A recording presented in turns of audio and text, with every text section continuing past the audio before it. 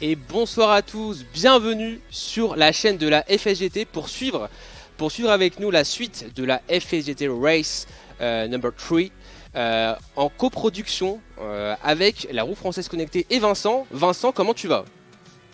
Salut Kevin, encore une fois, ça va très très bien, j'espère que toi aussi, car ce soir, va y avoir du spectacle.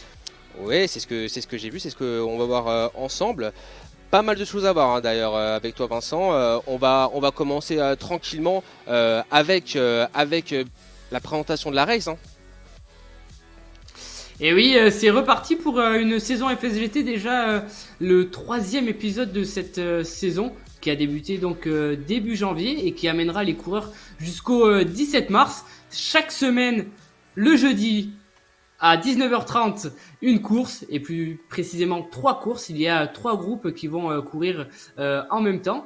Cette saison se fait sous le signe des montées et des descentes. Donc en fonction du résultat, des coureurs d'une semaine à l'autre peuvent soit monter, soit descendre du groupe. On prend les 5 premiers, les 5 derniers, et au fil des semaines, les groupes vont s'homogénéiser et on va petit à petit avoir des vrais groupes de niveau. 3 groupes de prévus donc. Et ce soir, Kevin, on sera avec le groupe 3. Très bien, ça va être intéressant de suivre ce groupe numéro 3 qu'on n'a pas encore suivi, même avec Rod, qu'on n'avait pas encore suivi. Vous avez suivi ça, le groupe numéro 1 et le groupe numéro 2, c'est ça? C'est ça, chaque semaine, Très on bien, fait voilà. Donc plusieurs. du coup, bah top, on va avoir le droit à ce groupe numéro 3. On peut passer par un petit retour sur le stream de la semaine dernière avec l'étape numéro 2. On avait suivi le groupe numéro 1 avec la victoire de Patrick Botton à Borag Springs. Course assez intéressante que j'avais suivie hein, sur cette espèce de circuit rectangulaire. Qui a été vraiment un circuit. J'avais vu un commentaire qui était passé, qui était plus pour les sprinters. On avait eu droit à une très belle course. Est-ce que tu peux nous faire un petit retour sur cette course et puis après on fera aussi un retour sur les classements. Dans les trois groupes la semaine dernière, en effet, ça a roulé extrêmement vite. Forcément, le circuit était tout plat. Il y avait un peu plus de 20 km pour 60 mètres de dénivelé positif. Les spécialistes verront que c'était vraiment plat. 4 lances. On a joué avec des moyennes extrêmement élevées. Et dans les différents groupes, ça a fini au sprint. Des sprints très très serrés.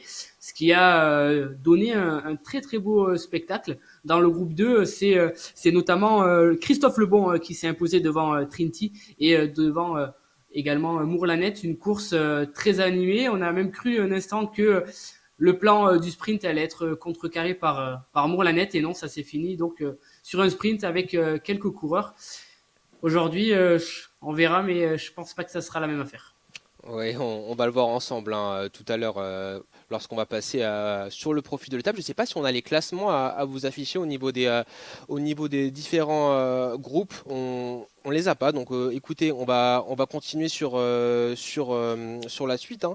On va passer on l'a fait le retour hein, sur les dates. Hein. On vous a bien expliqué que c'est tous les jeudis. Alors pour cela, c'est simple. Il faut être licencié de la FSGT. Voilà, la licence vous permet de faire diverses activités, notamment voilà, du foot, du badminton, du ping-pong. Là, il y a une compétition de e-foot qui va arriver très prochainement. Donc d'ailleurs, n'hésitez pas à vous inscrire. Donc voilà, les raisons pour lesquelles on vous invite à prendre votre licence de la FSGT. Écoute Vincent, ce que je te conseille, ce que je te propose de faire, pardon, c'est de passer au profil de l'étape. Et on est parti. Aujourd'hui, donc, pas la même affaire que la semaine dernière. On sera, les spécialistes reconnaîtront, on sera du côté des Flandres sur une partie du circuit du Tour des Flandres et pas n'importe quelle partie, puisque il y aura sur ce circuit à monter le Paterberg et le Vieux Quarmont. Et ça, à chaque fois, 2 fois par tour. Et il y aura 3 tours, Kevin. 3 tours. En tout, donc, exactement 26 km, 8,8 km par tour. Ouais. Donc, ces 2 monts, ça va être un sacré morceau pour les coureurs qui auront à les passer. Très peu de répit entre les 2 monts et une arrivée en haut du Paterberg. Mais avant ça, on l'aura déjà monté 2 fois. Et on aura monté aussi 3 fois le Vieux Quarmont. Lui qui a tellement dessiné l'histoire du cyclisme mondial depuis la création du Tour des Flandres. On le verra, les monts sont en pavé. On a vraiment reproduit la course professionnelle, hommes comme femmes. Donc j'ai hâte de voir ça. Ça va être par contre pour les coureurs peut-être moins sympa pour eux que pour nous côté spectacle. Pour les coureurs, je pense qu'on va avoir un véritable écrémage. Le circuit est vraiment très compliqué. Les monts vont s'enchaîner très vite. On l'a dit, pas de répit. Et donc, au vu de ce circuit, Kevin, moi je vois une arrivée en solitaire d'un homme en costaud qui aura profité de son avantage de punch pour lâcher ses adversaires. Ouais, on sait ce qu'on va voir avec Peter Pan qui nous dit hein, Hello, chaud ce circuit. Bah écoute, bonsoir à toi. Et effectivement, hein, circuit très compliqué. Moi j'ai noté, hein, le Paterberg c'est 400 mètres, donc c'est relativement court, mais à 13,7% de moyenne, avec un pic à 20%. Je sais pas si vous vous rendez compte, mais c'est tout simplement énorme. Et comme tu l'as dit, hein, moi personnellement je partage ton avis. Je pense que c'est un homme fort qui va aller s'imposer. Maintenant, pourquoi pas une arrivée sur un duo. On va le voir, mais 3 tours, c'est vrai que c'est compliqué. Hein. 3 tours, limite même dès le premier tour, on peut déjà avoir vraiment des grosses cassures, donc ça va être intéressant à suivre. Comme tu l'as dit, hein, circuit, en tous les cas fin de circuit avec la montée du Paterberg qui provient du Tour des Flandres, donc ça va être intéressant aussi à suivre par rapport à une potentielle reconnaissance de la part de certains coureurs. Hein. On le sait, des fois on aime bien, je pense, au préalable aller s'entraîner, que ce soit aussi en vrai, hein, pour peut-être des licenciés. Je ne sais pas si c'est possible d'être licencié hors de France. Une question que j'ai comme ça au niveau de la FGT, c'est Alors, vous pouvez avoir des bonne Belges. question, j'ai Ah, pas cette information-là.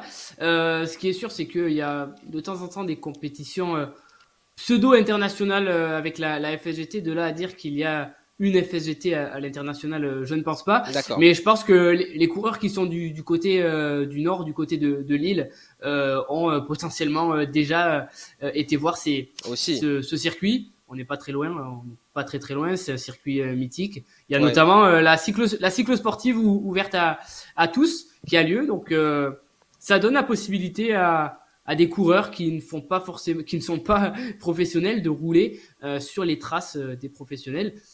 Et le virtuel le permet également. Ouais, effectivement, hein, on vous invite à participer aux initiatives et puis même, hein, si vous avez la chance d'être surtout sur les routes du Nord, aller tester ces circuits. C'est toujours intéressant hein, de faire ce genre de reconnaissance. Vincent, j'avais aussi une autre question, parce que j'ai fait un tour au niveau des terres de la FSGT le week-end dernier dans le Val-de-Marne. Est-ce qu'on a un coureur présent, un coureur licencié du Val-de-Marne? Et ça, tu vois, j'ai dit que j'allais poser une question embêtante. Mais est-ce que, Dans voilà, ce groupe, dans ce groupe, alors je te répondrai il n'y a pas de en souci. milieu de C'était la petite course. question. Je voulais te Mais poser une question un peu, tu vois, voilà, histoire de non, mais soutenir un peu, très très bonne question. histoire de aussi soutenir un peu, bah voilà, les coureurs de mes terres. Vincent, on est à peu près encore 2 minutes hein, du début de cette course. Est-ce que tu as un favori ou est-ce que tu as coché voilà, sur les nouveaux arrivants ou même sur les relégués du groupe numéro 2, est-ce que tu as coché un nom?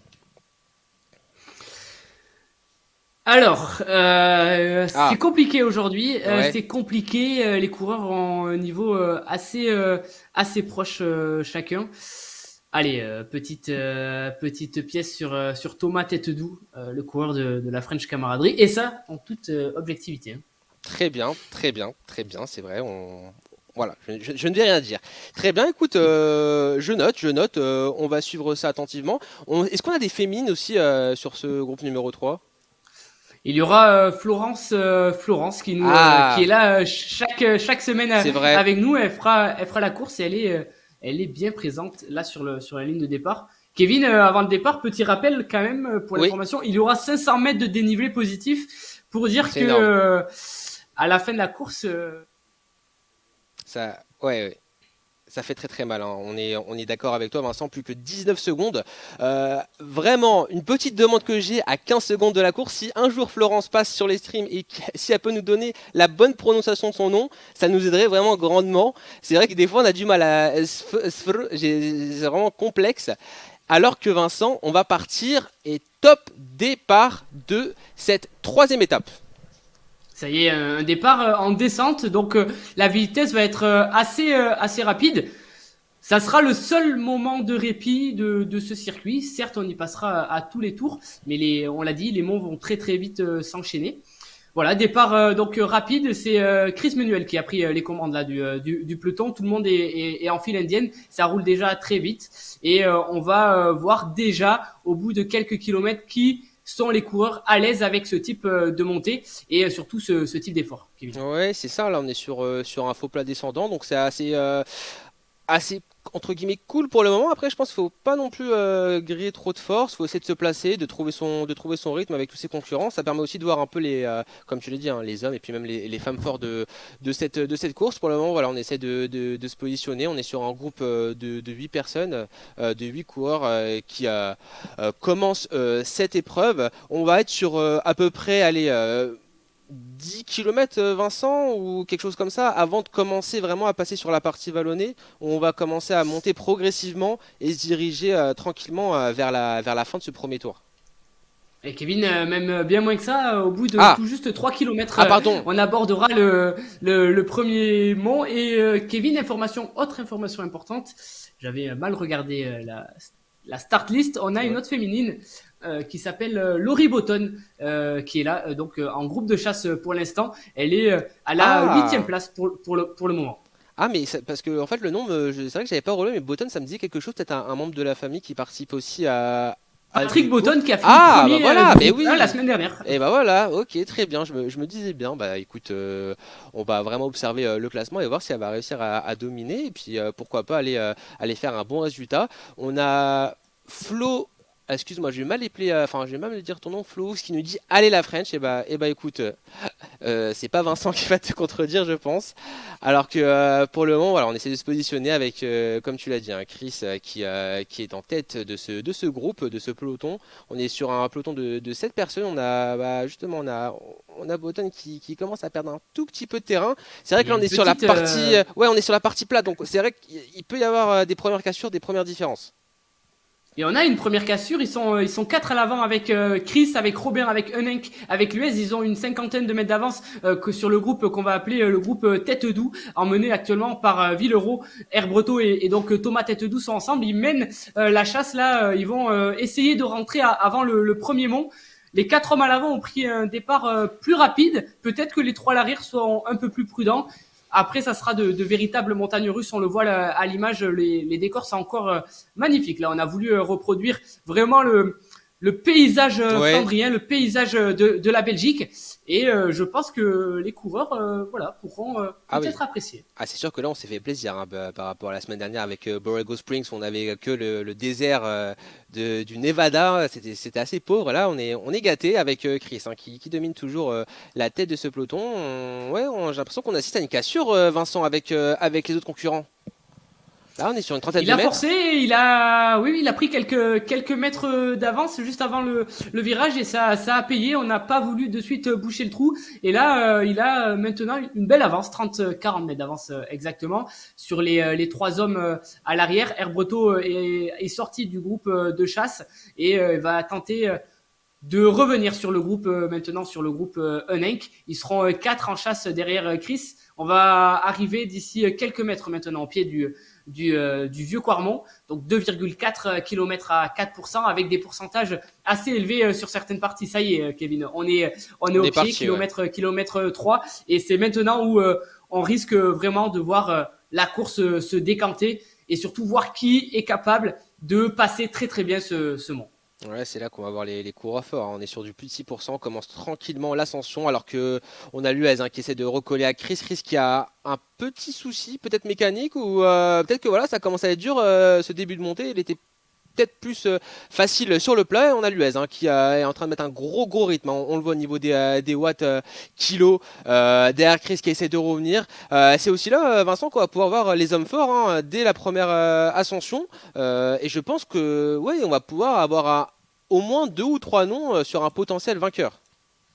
Et pour l'instant, avantage à Paul Luez, le coureur de l'avenir du Val de Marne, justement, Ah, qui te fait un clin ah d'œil. Il est oui, sorti dès le pied, il est revenu comme un boulet de canon sur Chris Menuel et désormais, il se trouve seul à l'avant avec 50 mètres. Il fait très bonne figure là. Il a l'air d'apprécier ce type de terrain. Il a le cardio à 180 battements par minute, une cadence à 82 et actuellement 350 watts de puissance.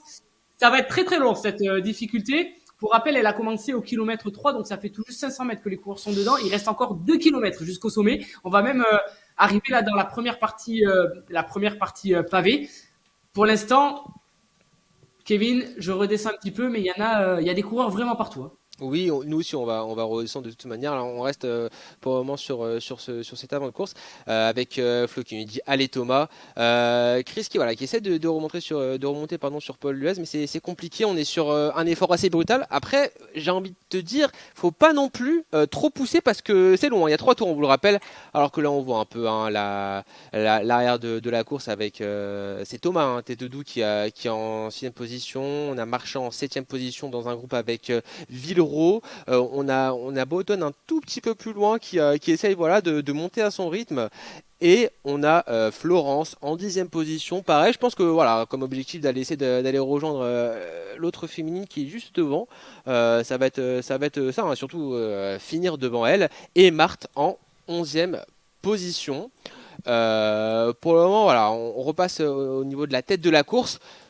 Une centaine de mètres quand même d'avance pour Paul Luez qui fournit un gros effort. Voilà, moi, la seule crainte que j'ai, c'est de trop en mettre maintenant et après d'être grillé et de plus avoir trop de ressources au bout du 3e tour. Je sais pas si tu partages un peu mon constat. Ouais, je partage tout à fait Kevin, même si là Paul Luez fait une très très belle impression au vu des watts kilos. C'est lui pour l'instant qui a le plus de puissance. Il est passé dans les pourcentages les plus durs. Là, on était sur du plus de 10%. Et il n'a pas faibli. Il a même continué à croître son avance sur Chris. Désormais 180 mètres Ouais. d'avance. Donc pour le coureur du Val-de-Marne, il progresse. Il est parti là dans un exercice de contre-la-montre en solitaire. Voilà, c'est sa stratégie. Peut-être aujourd'hui, ça va être long, mais quitte à tenter quelque chose, il vaut mieux le tenter tôt. Comme ça, on peut creuser un maximum d'écart sous réserve, Kevin, sous réserve de ne pas fléchir au C'est vu ça. des kilomètres qui arrivent. C'est ça, alors qu'on est en train d'entamer un petit moment de répit dans cette fin d'ascension, j'ai envie de dire, sur ce petit plat. Et ensuite, on va repartir sur des pourcentages assez compliqués. Et on voit, il a quand même bien creusé, plus de 360 mètres d'avance sur Chris le poursuivant. D'ailleurs, j'ai l'impression qu'on n'arrive pas à s'organiser. On est un peu dispersé avec Chris en seconde position qui essaie de remonter, mais c'est assez compliqué. Derrière, on a Air Breton aussi qui est là, mais on n'arrive pas véritablement à s'entendre. C'est plus une course solitaire de la part de chaque participant. Vincent, j'avais une question par rapport au coureur qui domine pour le moment cette course. Est-ce que il a participé ou est-ce que c'est sa première course sur les courses de la FSGT? C'est sa première course. Il n'était pas là la semaine dernière. Il n'était pas là non plus sur la première semaine. Donc oui, il s'inscrit tout juste si mon analyse dans les classements est bonne. Il vient de s'inscrire, ce qui explique aussi pourquoi il est actuellement dans le groupe 3. Les nouveaux concurrents sont d'office mis dans le groupe 3. Très bien, très bien. Bah écoute, c'est de bonne guerre, hein. Et pour le moment, il est en train de montrer de belles choses. Maintenant, encore une fois, sans vouloir se répéter, va falloir tenir ce rythme alors qu'on est en train de finir tranquillement. Il va rester une seconde partie quand même compliquée. On est sur du plus de 12%. Derrière, une petite partie un peu plus plate. Encore une partie vallonnée et on va passer vers la descente qui nous emmènera vers la montée. J'ai un trou de mémoire. En fait, j'ai Du peur de mal. Paterberg. En fait, c'est pas que j'ai un trou de mémoire, mais j'ai vraiment peur de mal le prononcer. Des fois, j'ai des problèmes de prononciation. J'ai pas envie d'écorcher quand même ce mont, en tout cas cette bosse, mémorable. Et on est toujours sur le participant qui domine. Vincent, est-ce que tu peux nous faire un petit retour? Je ne sais pas si Chris, pareil, tu as des informations sur lui. Chris Menuel, qui est un habitué des courses e-cyclistes, il était avec nous hier sur la VRB. Il est là les jeudis pour les courses FSVT. La semaine dernière, Chris Menuel il était dans ce groupe 3, donc il il a fini aux portes des places qui lui auraient permis de revenir dans le groupe 2. Il avait fini à la 6e position exactement du groupe 3. C'est pour ça qu'il se retrouve là aujourd'hui. Et la première semaine, il était dans le groupe 2, il avait fini à la 15e place, place qu'il avait fait donc redescendre dans ce groupe actuellement. Voilà, après c'est sûr que ça varie, hein. S'il est moins bon au sprint, il était sur un parcours voilà, pour sprinter, c'est vrai que c'est compliqué. Pour le moment, il est bien. Maintenant, est-ce que la bonne stratégie ne serait pas d'attendre le concurrent juste derrière, Air Breto, pour essayer de fournir un effort commun vraiment dans la chasse à Paul Luez qui est vraiment pour le moment assez facile dans ce début d'étape, ou est-ce qu'il faut continuer à son rythme et justement pas casser l'effort? Qu'est-ce que tu en penses? Luez est parti vraiment très fort, il a presque 600 mètres d'avance, même à deux, je ne sais pas si les deux concurrents réussiront à rentrer sur le coureur en solitaire. Il a l'air au-dessus du lot aujourd'hui, j'ai l'impression, même si on a pour l'instant monté qu'un seul mont. J'ai l'impression qu'on est un cran en dessous du coureur qui est à l'avant, donc même en se rejoignant, le risque serait peut-être pour Chris Menuel de peut-être d'être battu par Air Breto. Menuel là pour l'instant est à la 2e place, il est parti dans un contre-la-montre en solitaire. C'est peut-être l'idéal en effet de maintenir son exercice en solitaire et ne pas attendre Air Breto, même si là j'ai l'impression qu'il est en train d'attendre Breton. Et même dépassé, j'ai l'impression. Alors qu'on a vu les stats de Chris avec qui s'est noté à 3 en sprint, 3 en puncher, 2 en grimpeur et 4 en rouleur. Donc c'est sûr que c'est pas forcément le top profil pour lui, mais voilà, hein, peut-être que les qualités de rouleur et même des punchers peuvent suffire dans cette étape, même de puncher, hein, surtout vers la fin de cette étape. Et là on voit, hein, ça va être une chasse à deux. Ils ont l'air de bien s'entendre. Vincent, est-ce que aussi on a des coureurs qui se connaissent, qui viennent de la même fédération et qui peuvent potentiellement peut-être s'aider? C'est tout à fait possible, on le voit, on l'a vu la semaine dernière avec des coureurs du 31, Bourlanette et Martinez qui se sont entendus et qui, même dans les précédentes semaines, roulaient ensemble. Donc c'est une alliance entre comités qui peut se faire. On a aussi des alliances de clubs, c'est tout à fait possible. Oui. Là, par exemple, dans ce groupe 3, on a 3 coureurs de l'Union sportive municipale des Claye-sous-Bois section cyclisme.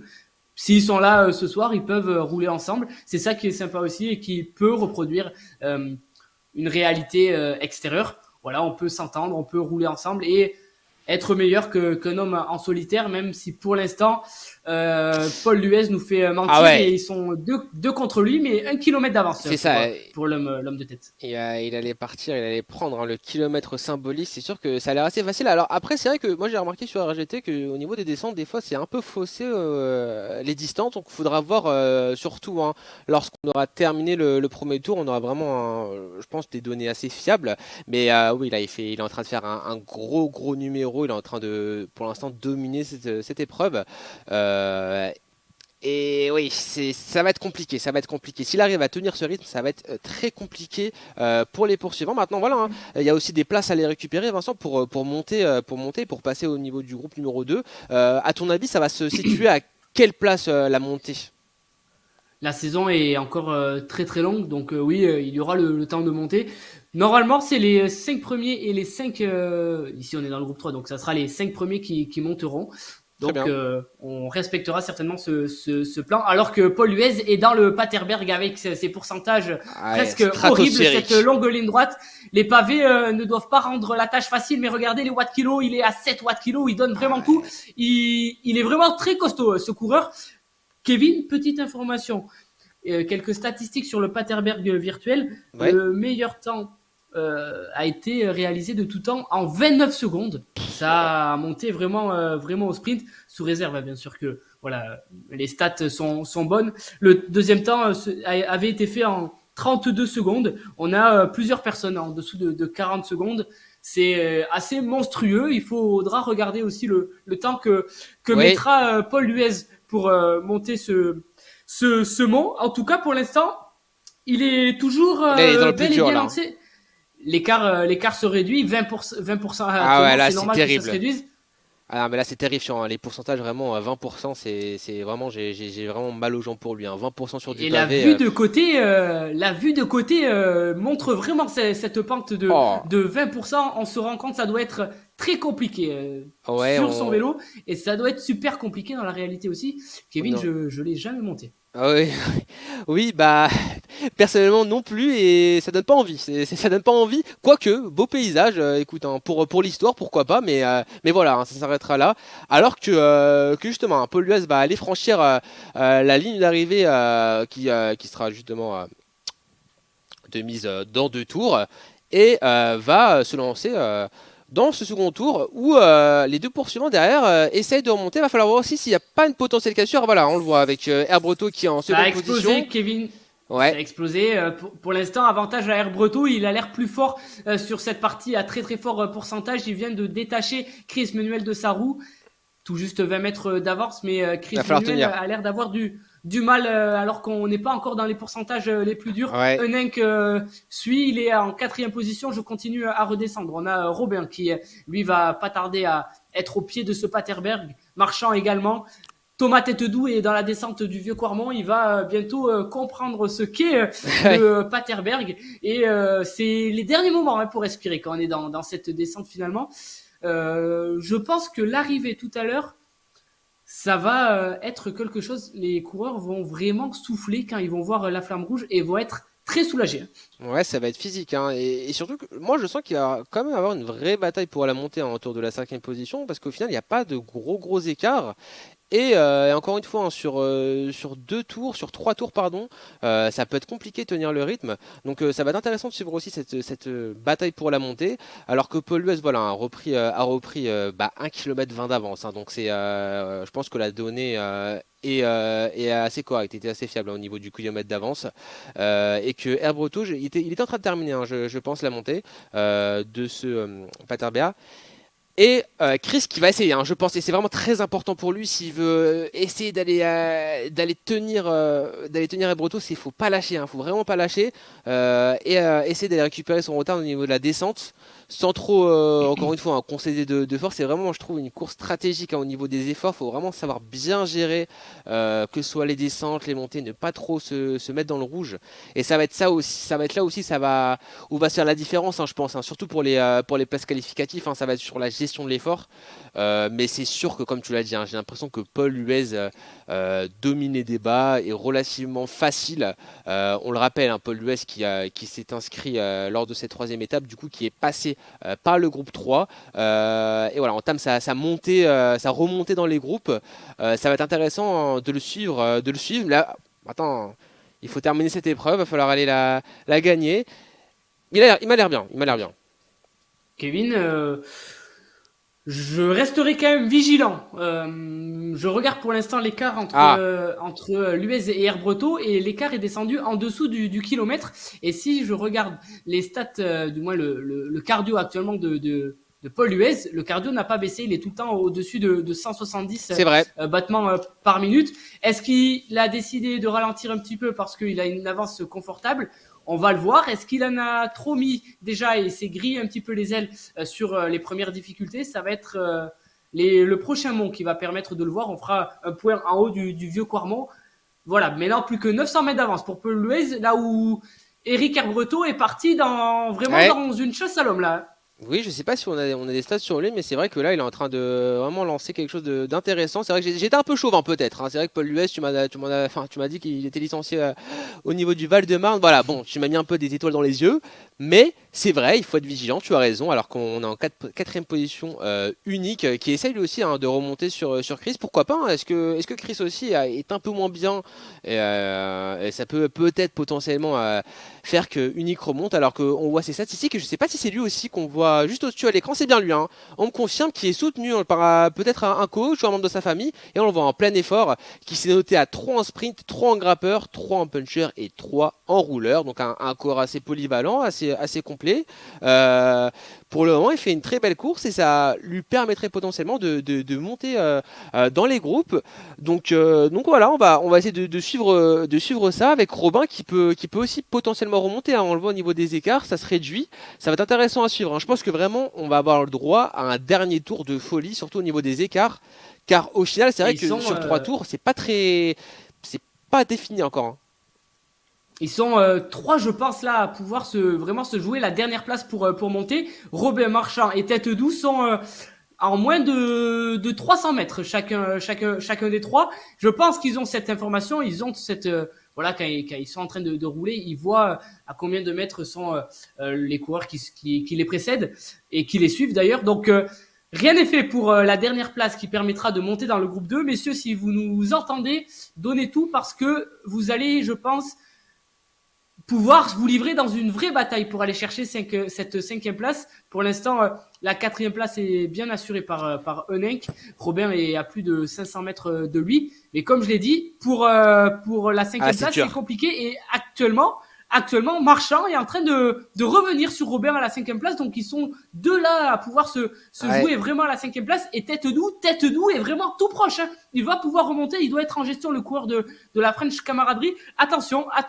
pour cette ultime place pour monter. Rien n'est fait, je pense. Ça va être intéressant aussi. Alors qu'on est là, on est sur le duel entre Villeroy et Botton, hein. On a vu à un moment donné, ils étaient limite à l'arrêt avec des pourcentages, hein, qui, on le rappelle, sont à 20%. Donc on imagine bien. Là aussi, on voit Florence, hein, qui essaye, qui donne tout, hein, pour gravir. Mais regardez, là, on arrive à bien le voir avec cette caméra, hein.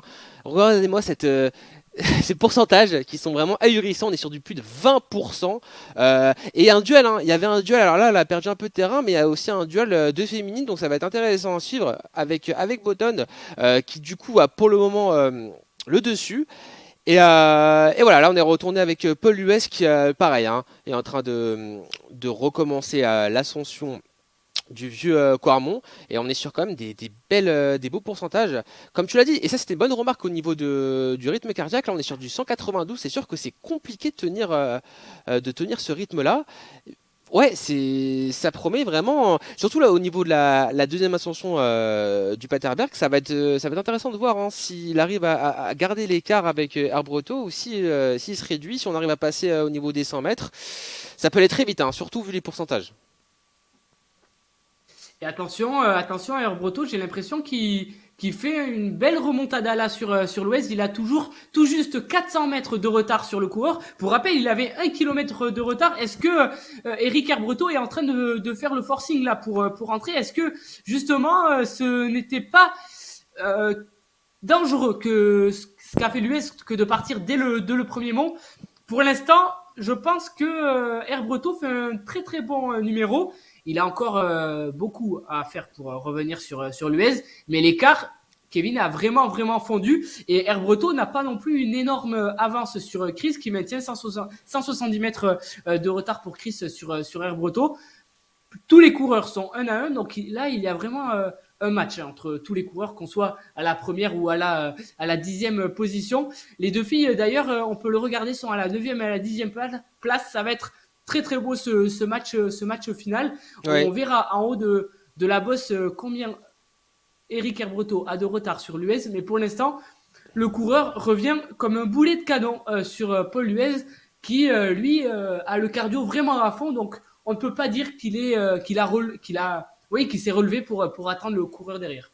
Mais on voit à l'image, hein, la féminine, un Botton qui fait une très belle course, hein, qui arrive à tenir avec Villeroy dans ce groupe, et au final qui met quand même une bonne distance à Florence avec 1 km d'écart. Ça va être intéressant de suivre cet écart, à voir si Florence arrive à faire un retour.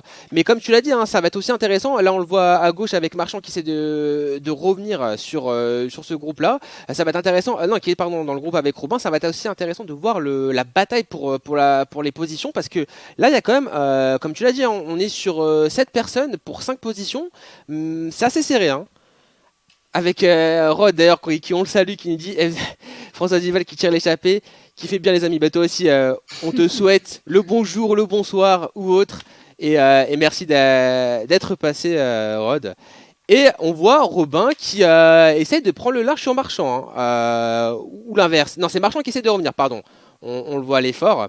C'est compliqué, hein. On est quand même sur des pourcentages pas les plus élevés, mais on est sur du 5%. Voilà, quand on rentre dans la mi-course entre guillemets, c'est compliqué et même pas en finale. On n'est même pas encore sur la mi-course. Vincent, j'ai une question. J'ai une question. Est-ce que tu penses que la tête de course peut réussir? Alors c'est vrai que c'est un pari compliqué, mais peut réussir à aller prendre un tour justement sur les dixièmes positions, sur Florence éventuellement, sur Button, Miliro.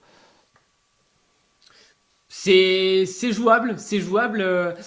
Il lui reste exactement 12 kilomètres là actuellement à Paul Huez, là où il reste exactement, si je remonte un petit peu, non, il reste 16 kilomètres. 16 kilomètres à Florence, ça veut dire que sur 13 kilomètres parcourus, il lui a pris à environ 4 kilomètres à Florence, donc ça sera pour moi Compliqué. même si on est à la mi-course, ça sera trop juste. Ça va Ouais, se ouais. jouer à peu de choses, mais ça sera trop juste pour Paul Hues de reprendre un tour à Florence, qui fait un très très beau numéro là et qui donne tout, justement, donne tout pour essayer aussi de revenir sur l'autre féminine. Alors qu'on nous dit, hein, Laurette, que Marthe a eu apparemment un problème de connexion.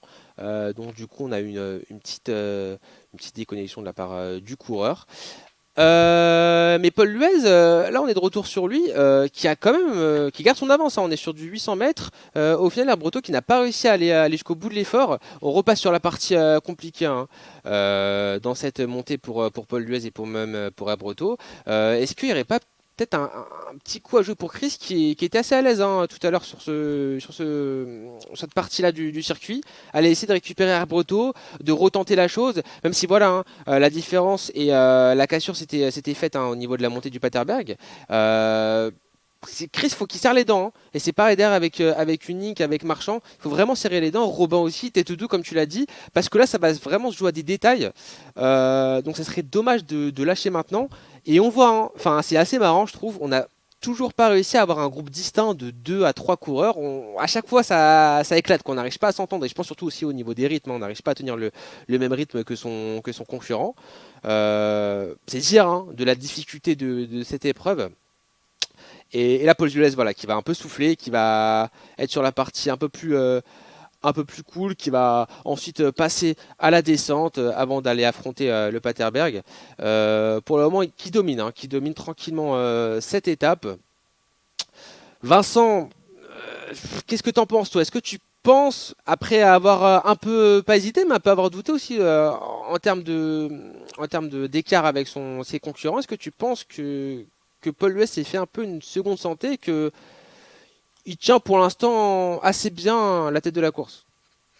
Je pense qu'il a eu une petite pression mise par Eric Herbreto. Il était revenu à 350 mètres de lui. Là, ça y est, il s'est refait une cerise, j'ai l'impression. 950 mètres d'avance désormais. On a passé la mi-course et on va même s'engager là très prochainement dans le troisième tour, pardon. Paul Luez est dans la descente. Il maintient bien quand même. Ça va être, je pense, compliqué de revenir sur lui, même si voilà, il a pu avoir un moment un peu compliqué. Je pense que il avait une belle avance et il en a profité pour respirer un peu.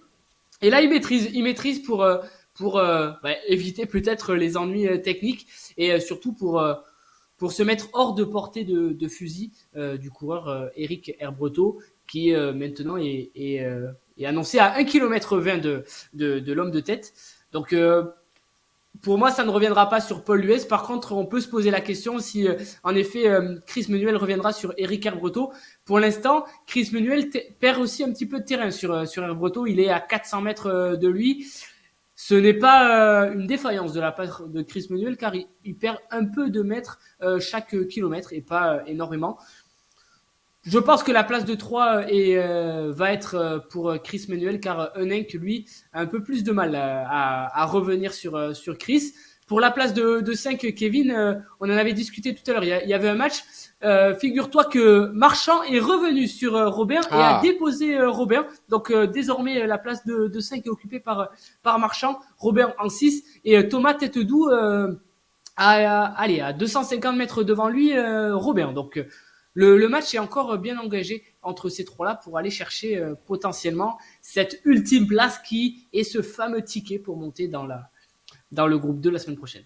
Ouais, effectivement, là, alors qu'on voit en grand écran Paul Luez, ça va être compliqué, ça va être compliqué derrière, il va falloir surtout tenir, hein. Et je pense qu'aussi, des fois, c'est frustrant quand tu arrives à revenir sur un de tes concurrents, que tu repères du terrain, et c'est là où il faut pas se démotiver, faut rester vraiment concentré dans l'effort, faut rester assidu aussi, hein, j'ai envie de te dire, essayer de s'hydrater, de manger quelque chose et de garder vraiment toutes ses forces pour tenir sa place.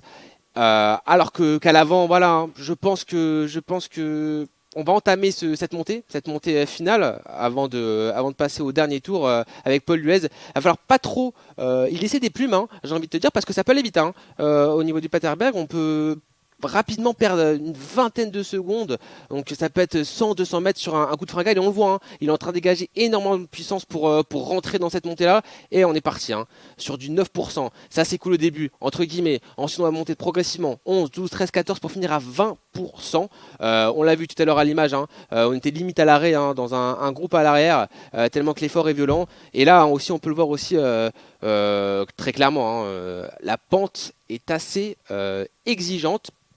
Derrière, ça va peut-être aussi être l'occasion pour un gros puncher, d'aller là, reprendre du temps, reprendre quelques mètres, parce que sinon c'est sûr que si là on repart sur un troisième tour, un début de troisième tour avec encore une fois 1 kilomètre d'avance, comme ça me paraîtra compliqué. Moi je pense que Paul Luez, si il franchit, en tout cas s'il commence l'ascension du Paterberg au troisième tour avec 300, 400 mètres, parce que ça peut aller vite, hein. Après, ça se trouve, je me trompe, hein, mais avec 200, 300 mètres, je pense que ça sera bouclé, Vincent. Il est en train de faire un sacré numéro. Je pense qu'on aura du mal à, voilà, même au pied du dernier tour de ce Paterberg, de revenir à moins de 500 mètres Ouais. de ce coureur. Au pied du Paterberg, il avait quand même 1,5 km d'avance sur Eric Herbreto. Il est très costaud, et ce qui est très intéressant à voir sur n'importe quelle couleur, quel coureur, pardon, dès qu'on on commence à monter le Paterberg, on est obligé de développer une puissance assez élevé si on veut avancer. Les pourcentages sont tellement durs que voilà, on est obligé de se donner un max. C'est un effort très intense. 400 mètres, c'est 400 mètres très long pour les coureurs. Chaque année, quand on regarde la course des pros à la télé, on les voit, le rictus de douleur des différents coureurs professionnels, et là ça doit être pareil. Il faut se mettre à la place des coureurs sur leur home trainer actuellement. Ça Mm. doit être très intense l'effort, et à la différence des coureurs professionnels, tous les 8 kilomètres, il revient ce Paterberg. Et il va revenir encore une fois. Ça y est, Paul Luez est parti dans le dernier tour. Il va pouvoir respirer un petit peu dans cette descente, et il va maintenant devoir gérer s'il veut s'imposer. Mais l'avance est quand même assez belle pour l'homme du Ouais. Val-de-Marne. Il a encore 600 mètres d'avance, alors que voilà, il était dans les pourcentages les plus durs. Il a géré du premier mont certainement jusqu'au dernier mont.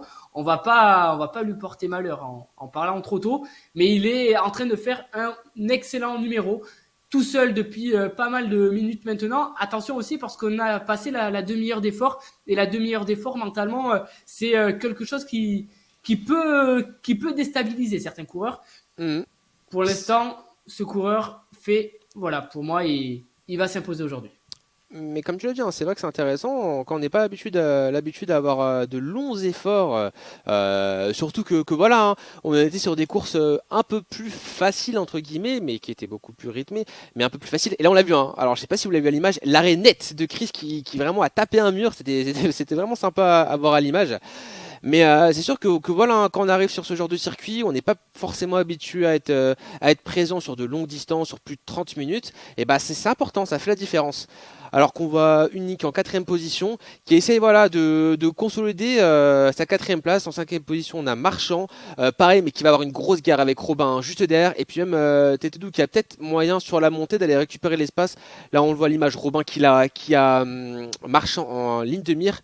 Tétédou, c'est un peu plus compliqué, il a quand même concédé pas mal, hein, j'ai l'impression dans ce deuxième tour, ça va être compliqué, Vincent. Après, pourquoi pas. En effet, Euh, il est porté maintenant à 600 mètres, hein, 600 mètres de Robin. Donc je pense qu'il est en train de payer ses efforts. Il était, oui, comme tout le monde, chaque coureur est en solitaire. Donc ouais. là, c'est vraiment au coureur qui a le plus d'endurance, capable de tenir cette intensité longtemps. Je pense que tous les coureurs vont finir finir complètement HS à la fin de cette étape. Et je me dis qu'on devrait même ne pas interviewer le premier car on risque de se faire insulter sur le choix du circuit.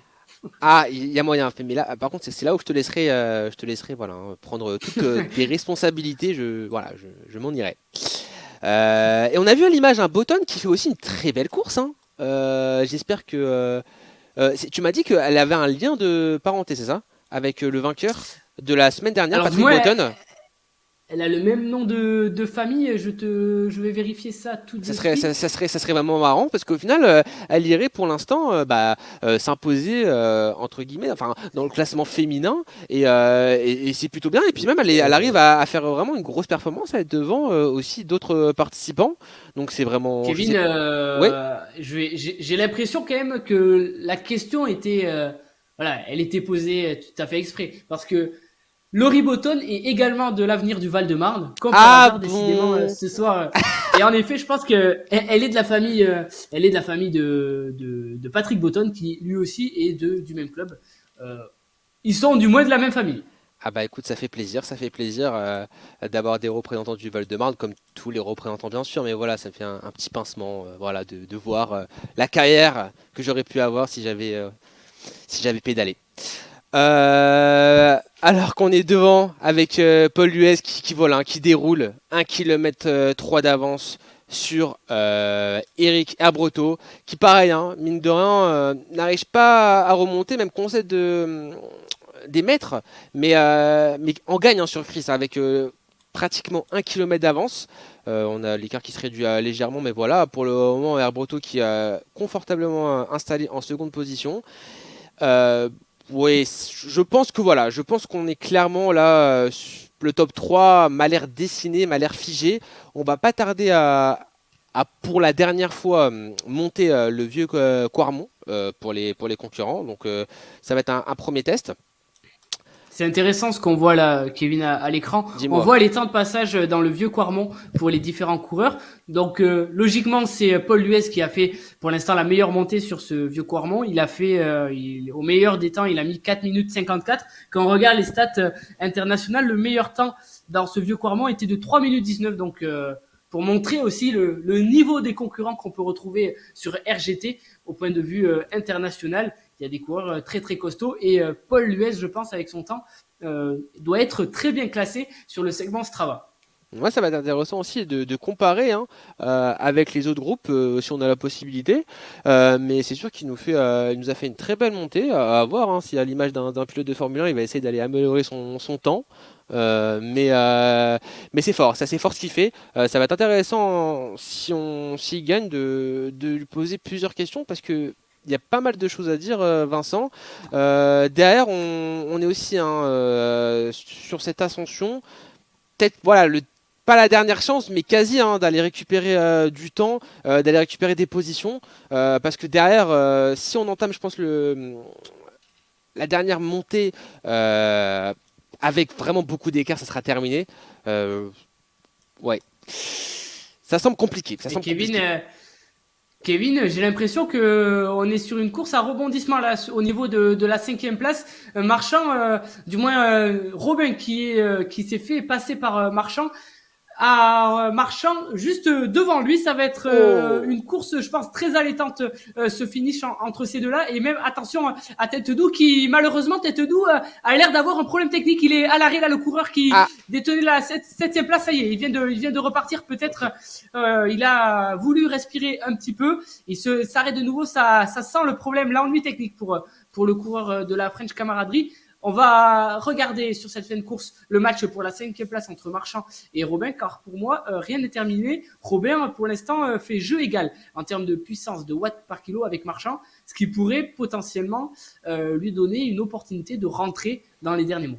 Et là, pour rappel, au niveau de tes coureurs, on est à l'ascension du Paterberg. On est d'accord, Vincent? Là, pour Robin qu'on voit actuellement, on est dans le Paterberg. Ouais. Il est en train de terminer le 2e tour, il va basculer sur le 3e tour. Et pareil pour Marchand, qui était aussi, qui est en train de terminer cette ascension. Ok, très bien, qui vont eux entamer le dernier tour. Tête Doux est reparti avec des watts kilos très importants. Ah Il oui. a dû certainement avoir un problème technique et donne tout désormais pour boucher son avance. Ah, on imagine, hein, ça doit être frustrant, on essaie de tout donner. Après, faut pas non plus se cramer directement, mais voilà, faut essayer d'y retourner progressivement. En tête toujours Paul Luez avec Eric Herbreto qui le suit. Voilà, les deux coureurs qui entre guillemets, sur un duel interposé, essaye de voilà, hein, se mener la vie dure. Herbreto qui n'arrive pas trop à remonter. Ça va être compliqué. Maintenant, ça va être intéressant de suivre la fin de course. On a Chris aussi en troisième position qui fait une très belle course et qui tient sa troisième position, qui tient plutôt bien l'écart avec Unique. Et en cinquième position, Marchand suivi de très près par Robin. Ça va être intéressant ce duel parce que on le rappelle, hein, ça va sûrement être le duel décisif pour la dernière place. Hein, qui déterminera qui montera en groupe 2 la semaine prochaine. Donc ça va être super intéressant à suivre. Au niveau des féminines, on a toujours une avance de Laurie Botton sur Florence, j'ai du mal à le prononcer à chaque fois, qui Florence, domine. surtout que son nom de famille c'est Florence Ombré. Donc Bah oui, écoute, on va l'appeler Ombré, ça sera plus simple. oui, si on peut. Écoute, je vais le noter comme ça. Voilà, il y aura plus de doute. Euh, Ça et y est, Paul ouais, Luez est dans la partie pavé là, du vieux Quarmont. Et il lui reste donc environ une bosse et demie avant de pouvoir savourer et lever les bras. Mais ce coureur-là se donne à bloc. On voit actuellement la fréquence cardiaque, 192 c'est battements énorme. par minute. Il est vraiment à bloc. Il est vraiment à bloc et la fatigue doit être très présente. On est sur maintenant 40 minutes de course pour ce coureur. Il a réalisé 22,3 km, plus de 400 mètres de dénivelé positif pour donner un petit peu l'ordre de grandeur de l'effort ressenti par le coureur sur ce peu de kilomètres. Je pense que il va pas manger des frites d'ici peu pour penser à la Belgique. Ça doit vraiment piquer, mais on a peut-être là un futur très bon coureur de classique flandrienne. Le punch a l'air pour lui. On verra au fil des semaines si d'autres profils comme celui-ci se dessinent, si on a l'occasion de revoir Paul s'imposer ou faire de très bonnes places, voilà, sur des circuits qui sont très durs, très pentus, mais sur de courtes distances. Aujourd'hui, il a coché toutes les cases. Il est parti dès le premier mont. Il a quand même attendu un petit peu voilà, que ça monte. Et puis, il fait cavalier seul désormais. Il a 1 kilomètre d'avance sur Herbreto, qui ne reviendra pas certainement. On est à moins de 4 kilomètres de l'arrivée maintenant pour Paul Luez, qui vient de franchir le sommet du vieux Quarmont. Une dernière descente. Et puis, en guise de dessert, Kevin, le Paterberg, qui Bon dessert. sera, on va dire, son vélodrome à lui pour savourer sa victoire. Oui, là, elle est dans des bonnes conditions hein, pour les savourer avec 1 kilomètre d'avant. Je pense que voilà, ça va être une montée un peu plus relax, hein, parce que 191 battements par minute, dommage hein, qu'on n'ait pas la caméra, enfin qu'il n'ait pas fourni de caméra, parce que j'imagine qu'il doit être dans un sacré état, vu l'effort. Mais il ne se démonte pas. On avait douté un moment sur la fin du premier tour. Peut-être un petit coup de fringale, mais non, il arrive à bien tenir le rythme. Écoute Vincent, ça va être intéressant à suivre, surtout sur cette fin de course, s'il arrive à tenir ce rythme, car derrière, j'ai l'impression que voilà, hein, ça ne reviendra pas. Maintenant, c'est ça, hein, ça va être ça la question. Hein. Est-ce que cet effort, enfin, pas l'effort, mais est-ce que c'était pas non plus l'étape à cocher comme tu l'as dit? Est-ce que c'est pas justement ce genre de parcours qui le favorise? Et est-ce que sur potentiellement d'autres épreuves, il n'aura pas plus de mal? Je sais pas si toi, on n'a pas eu de notation de la part de Paul Luez. Lui, comment il se notait par rapport au punch, par rapport à la montagne, ou même au sprint. Hein. Mais c'est sûr que c'est une épreuve qui a l'air vraiment fait pour lui. Vincent, alors qu'on a, ah oui, on a les autres données hein, de la montée du vieux Quarmont qui nous sont transmises. Euh, ouais, très belle course, très très belle course. J'ai envie de te dire, c'est un peu dommage. Nous, on aurait bien aimé avoir comme à chaque fois, on aurait bien aimé avoir un espèce de sprint final, une montée finale assez folle. Ouais, un duel. Là, ça me paraît dur. On essaye de garder un peu ce suspense. On va en avoir de suspense pour la 5e position, mais c'est vrai que ça nous paraît compliqué. Alors qu'on se bat bien derrière, avec Chris en 3e position qui essaie de combler son écart. On a un groupe là qui est en train de se former avec Unique et Marchand. Marchand qui est revenu sur Unique et du coup c'est Robin qui a cédé, qui n'est pas trop loin, mais au final, je pensais qu'on allait avoir une bataille à 2 pour la 5e position, mais au final, on va avoir une bataille à 3, mais pour 2 positions, avec la 4e et la 5e place, et Marchand qui a l'air assez facile, qui est en train de s'envoler, qui est en train de laisser sur place Unique. Je ne sais pas s'il y a un problème physique ou technique, mais Marchand est en train de déployer des watts. Et là, on le voit, l'écran Unique qui a l'air un peu... Il a l'air à bout, il avait pourtant une belle avance sur Marchand, mais là c'est dommage pour le coureur. C'est dommage pour ce coureur certainement belge, lui par contre, qui est en train de laisser partir Marchand et qui voit revenir sur ses talons. Robin qui revient très très fort. Allez, Unique, il ne faut certainement pas lâcher prise maintenant car il y a la 5e place en jeu. Cette place qui te permettra de monter la semaine prochaine. C'est dommage pour le coureur actuellement. Et Marchand lui a pas fait de cadeau. Il est parti comme une balle à l'avant. Kevin, j'en ai profité pour regarder un petit peu les stats. Dis-moi. Annoncées par Paul Luez. Paul Luez s'est annoncé avec un 4 sur 5 en punch. Donc c'était vraiment un circuit pour lui. Ah ouais, là, il a été honnête pour le coup, et voilà, c'est assez révélateur de sa performance. On voit Romain qui a en ligne de mire Unique qui nous vient de l'Union sportive de Valenciennes. On les salue, et là je pense qu'il doit tout faire, il doit tout donner pour représenter sa fédération, essayer de pas lâcher. C'est dommage parce qu'il fait une super course, il tient la 5e position, il tient les places qualificatives pendant plus de 2 tours et demi. Faut pas lâcher maintenant, faut vraiment pas lâcher maintenant, alors que l'US continue sa descente. Plus qu'un kilomètre 6, ça va aller vite Vincent. 1 km 2 avant la fin de cette descente, les 400 derniers mètres avec la montée finale du Paterberg, ils iraient tout droit vers la victoire. Ça y est, c'est sûr, c'est certain, sauf si bien sûr il a un problème technique. On va pas lui souhaiter ça, mais il s'élance, il est très bien parti. Il a maintenant 1,8 km d'avance sur le coureur qui le suit, Eric Herbreto. Il fait un sacré numéro et surtout il ne se relève pas. Il a décidé de faire le spectacle jusqu'au bout. Il est en train de descendre là. Il lui reste maintenant 1,2 km. Il va apercevoir la flamme rouge, ce qui lui annoncera que c'est gagné pour lui, c'est gagné, il va pouvoir même savourer. Attention parce que savourer, mais tout en forçant. On peut pas faire semblant dans le Paterberg. Je pense que cette victoire était amplement méritée. J'ai déjà hâte de voir Paul Luez la semaine prochaine dans le groupe 2. Ça va être une belle bataille. Je sais pas si les coureurs du groupe 2 ont pu voir sa course aujourd'hui, mais ils ont du souci à se faire. C'est sûr Vincent, à voir aussi le parcours, le profil de la prochaine étape, mais pourquoi pas sur un profil puncher, aller réitérer l'exploit en groupe 2 et aller faire de belles choses, avec une avance de 2 km comme tu l'as dit. Ça devrait être facile pour une victoire de Paul Luez. Derrière Herbreto pareil, qui devrait aller récupérer la 2e place. Il a réussi à avoir une belle avance sur Chris avec plus d'1 kilomètre d'avance. Ça devrait faire également, mais comme tu l'as dit, faut pas non plus se ménager. C'est surtout derrière, au niveau de la 3e, au niveau surtout de la 4e, la 5e et la 6e position que ça va se battre sévère. J'ai hâte de voir cette ascension finale pour ce groupe-là, car malheureusement, un coureur n'aura pas la possibilité de monter en groupe 2.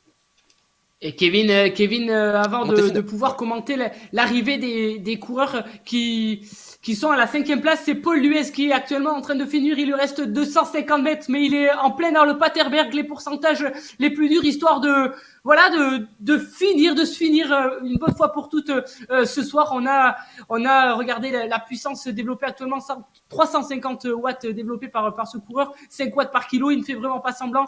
Le cœur va exploser, 195 battements par minute actuellement. Ça y est, il est dans les pourcentages là les plus durs, 17%, 18%. C'est long, ces 150 derniers mètres, Kevin. Ils doivent même être presque écœurants. Ça fait 3 fois qu'il y passe. À force. Ouais, mais là, je pense que c'est plaisir. On demandera à Rod d'aller les faire et de nous dire qu'est-ce qu'il en pense de ce Paterberg.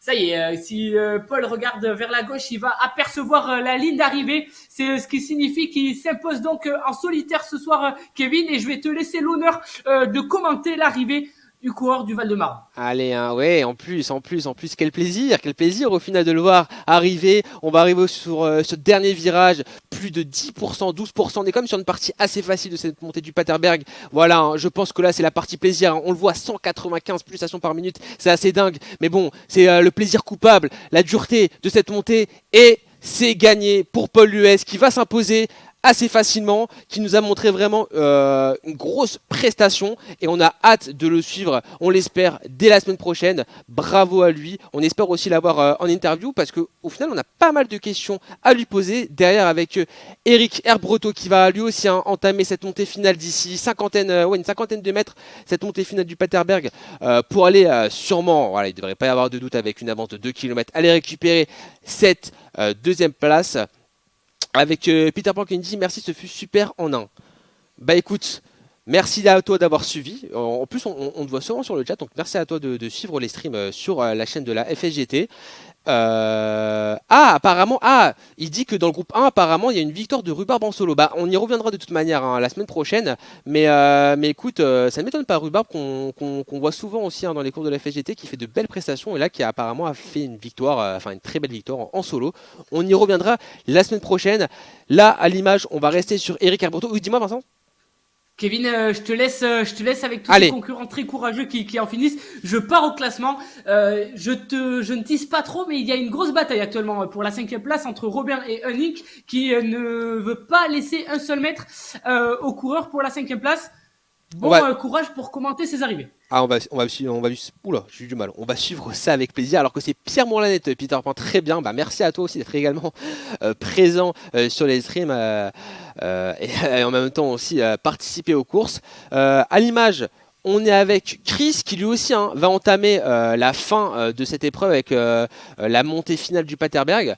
Lui aussi, ça devrait pas poser de soucis. Il va aller récupérer la 3e place, synonyme de qualification, de montée pour ce groupe numéro 2. D'ailleurs, Marchand a pris quelques mètres d'avance, Vincent, 330 mètres. J'ai l'impression que lui, il est parti chercher sa 4e place, sa place qualificative.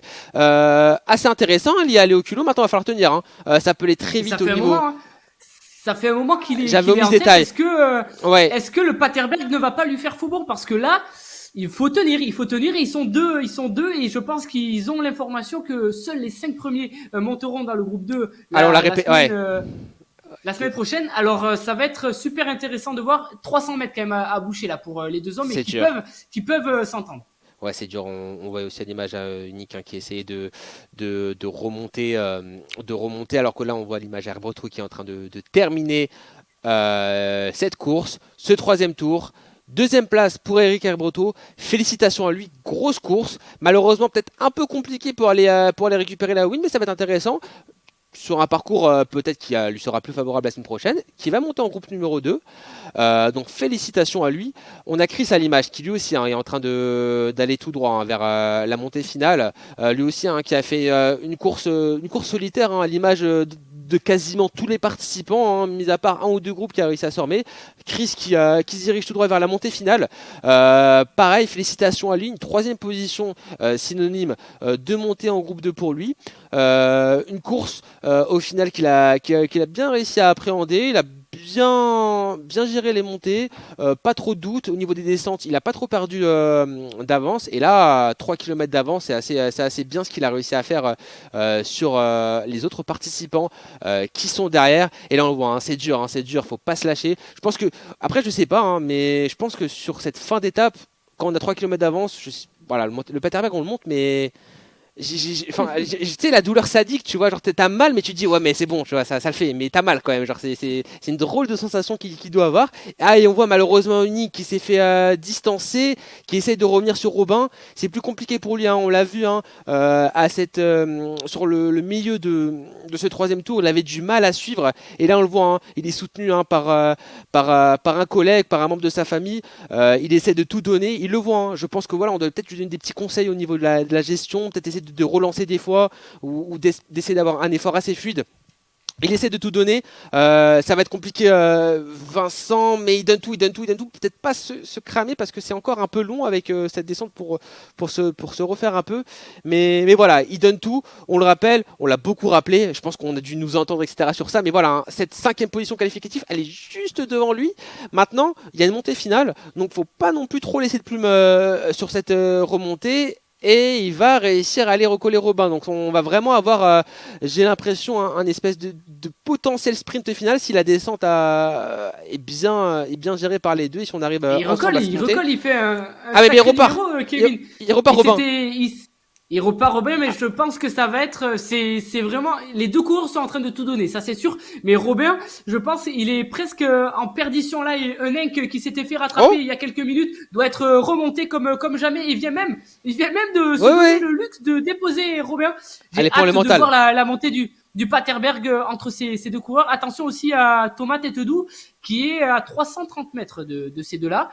Ça, faut pas trop s'observer. Ça serait beau aussi, s'ils étaient, ça serait beau s'ils étaient trois à se jouer la gagne parce que Paterberg. Ouais, on n'a pas l'air de s'entendre. Hein. On a une espèce de petite bagarre entre Robin et Unique et ça peut peut-être profiter à Têtedoux qui peut essayer d'aller potentiellement, pourquoi pas, aller récupérer cette 5e position. On voit Chris à l'image qui va aller terminer 3e. Félicitations à lui. Très belle course de la part de Chris qui montera et sera bien présent en groupe numéro 2 la semaine prochaine. Marchand lui aussi qui est en train d'entamer la descente finale et qui avec une belle avance sur Robin devrait aller récupérer la 4e position sur le groupe Robin Unique qui est là, hein, qu'on voit à l'image, hein, ça va être entre deux que va jouer la dernière place, hein, Vincent.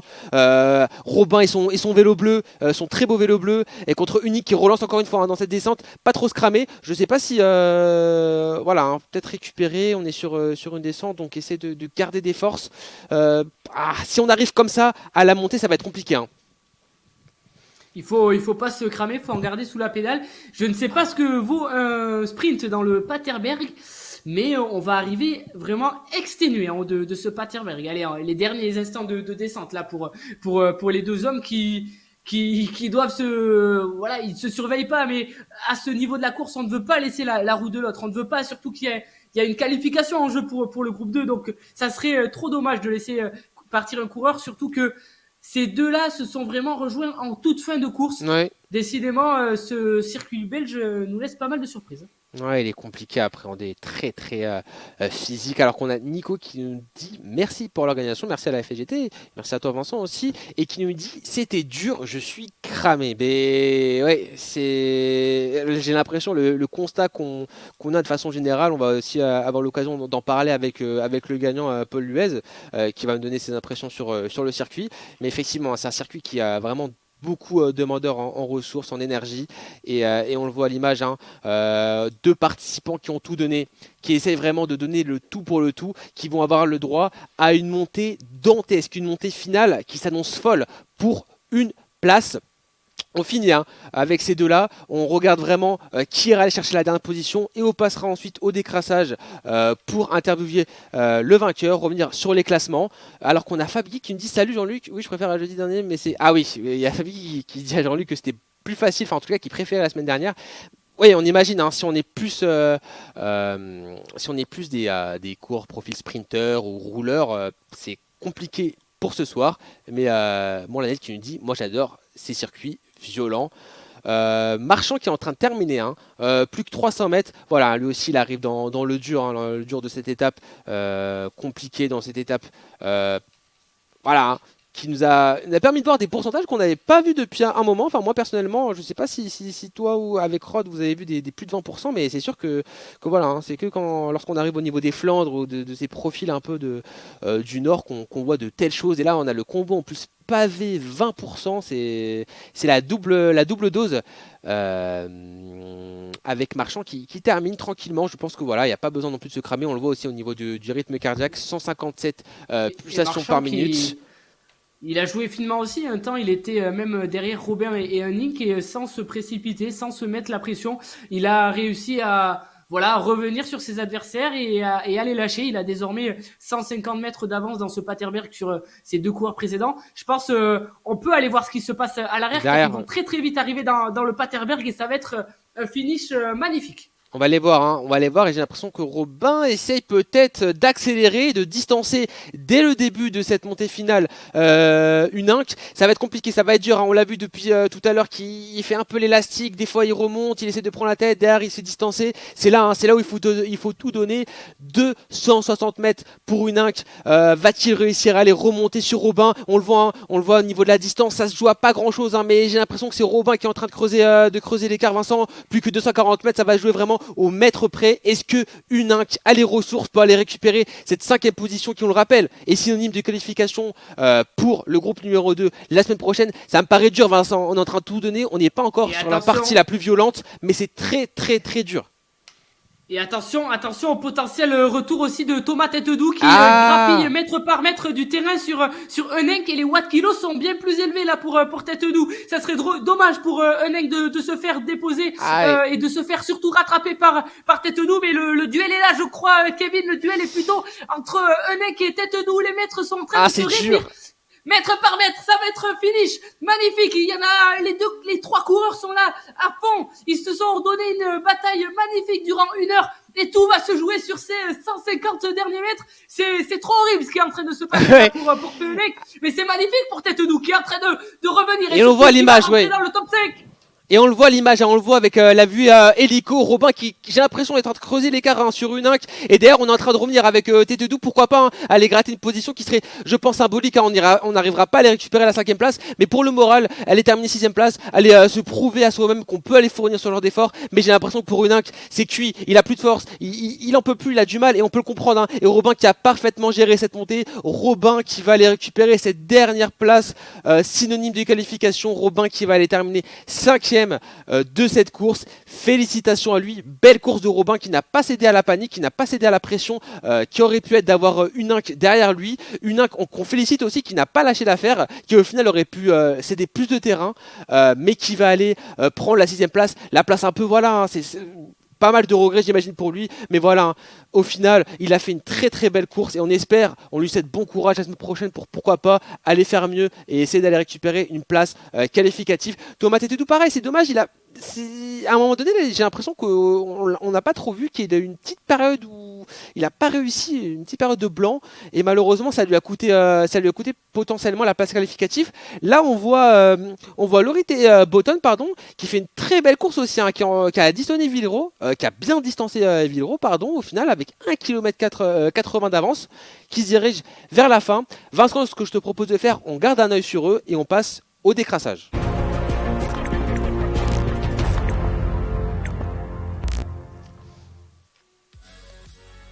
Vincent, quelle course et surtout quel duel pour la dernière place qualificative. Une magnifique fin de course. Je ne savais vraiment pas qu'est-ce qui allait se passer jusqu'au dernier 150 mètres et même jusqu'au dernier 70 mètres. Et Thomas Têtedoux a failli même être l'arbitre de très près de ce match. Dommage pour lui. Un circuit vraiment très usant du début à la fin. On le verra, mais les temps des différents coureurs le prouvent. On est presque pour tout le monde au-delà de 50 minutes. Oui. Je pense que la récupération va être très importante ce soir. Ouais, c'est sûr, hein, bien s'hydrater, bien manger, se reposer, passer une bonne nuit. On a vu aussi avec des interviews, hein, de précédents vainqueurs, c'est compliqué aussi de tout de suite aller se reposer. Il y a toujours un temps, voilà, où ça doit redescendre. Ça va être important à gérer pour la récupération. Vincent, ce que je te propose de faire, c'est de revenir un peu sur cette étape numéro 3 qui a été assez éprouvante pour tout le monde. Une étape numéro 3 dessinée sous le dessin du punch. Il y avait 2 monts à passer sur cette étape. 2 monts par tour, ce qui représentait en tout 6 monts à monter, dont le vieux Quarmont et le Paterberg avec ses pourcentages à plus de 20%. Et ce sont les monts qui ont été décidément le fil conducteur de cette bataille. Dès le premier mont, un certain Paul Luez est parti à l'avant. Il n'a jamais été rejoint. Un petit peu inquiété dans le deuxième tour par Eric Herbretot, mais il a réussi à se refaire la cerise et à arriver avec plus d'1 kilomètre d'avance sur Eric Herbretot. Chris Menuel complète le podium. Tous les coureurs arrivent presque 1 à 1, ce qui montre que c'était un circuit taillé pour écrémer le peloton et surtout fatiguer le plus possible les différents concurrents. Eh ben écoute Vincent, on m'annonce qu'on a le vainqueur de cette course avec nous, on le voit. Bonsoir Salut, Paul les gars. Luez, félicitations. Merci Ah, on te voit Merci souvent, à ça vous fait plaisir. pour les commentaires. Du coup, c'est la première course Bah pour oui. moi. Donc, c'est cool, j'aime beaucoup. Et Ça- voilà. Non, c'était aussi la première fois que je faisais du coup le Koppenberg et le Corrèze. Ah bah ok. Bah, tu C'est bien. me grilles un joker, j'avais une question par rapport à ça, si tu avais potentiellement fait une reconnaissance, mais écoute, au moins tu nous réponds directement. Moi j'ai une première question, c'est vraiment genre pour le plaisir, je la pose. Hein. Mais toi, tu viens, on nous a dit du Val-de-Marne, et tu viens de quelle ville toi? Je suis à Suresnes. D'accord. J'habite à Suresnes et pour Thierry, du coup, pour la semaine demain. Très bien. Vincent, est-ce que tu as une question à poser pour commencer? Paul, félicitations. Tu as fait un magnifique numéro à la Cancellara, je pense. Voilà, tu es le nouveau Cancellara. Il y avait quand même 3 fois le vieux Quarmont et le Paterberg à monter. Tu es parti, toi, dès le début, dans le premier mont. Est-ce que c'était une vraie attaque ou juste tu t'es placé à l'avant, tu t'es senti au-dessus et tu as lissé ton effort? Non, honnêtement, j'ai fait ça un peu quand j'avais envie de m'amuser. Et alors, pour le coup, j'étais pas tout sûr de ce que je faisais. Et du coup, je me suis mis minable dans le premier, enfin dans les deux premières bottes. Le deuxième tour, je me suis vraiment focalisé sur ma gestion. Je me suis pas focalisé sur les autres qui revenaient un petit peu. Et du coup, je me suis fait vraiment mal dans le troisième pour conserver l'avance, quoi. Voilà. Et tu finis avec une belle avance. Paul, on a pu voir dans tes statistiques que tu t'étais mis plutôt puncher. Finalement, c'était un circuit pour toi. Est-ce que dans la réalité, c'est des types d'efforts que tu apprécies très, voilà, un pourcentage très élevé et très court? Ouais, totalement. J'ai plutôt un style de rouleur puncher. Et faut pas que la bosse elle dépasse 1 km sinon j'explose. Même à 300 watts, tu vois, il faut pas que ce soit trop long, sinon après en fait j'ai un gabarit qui est pour ma taille, bon, pas lourd mais pas léger non plus. Et j'ai pas mal de c'est ce qui me convient le mieux, quoi.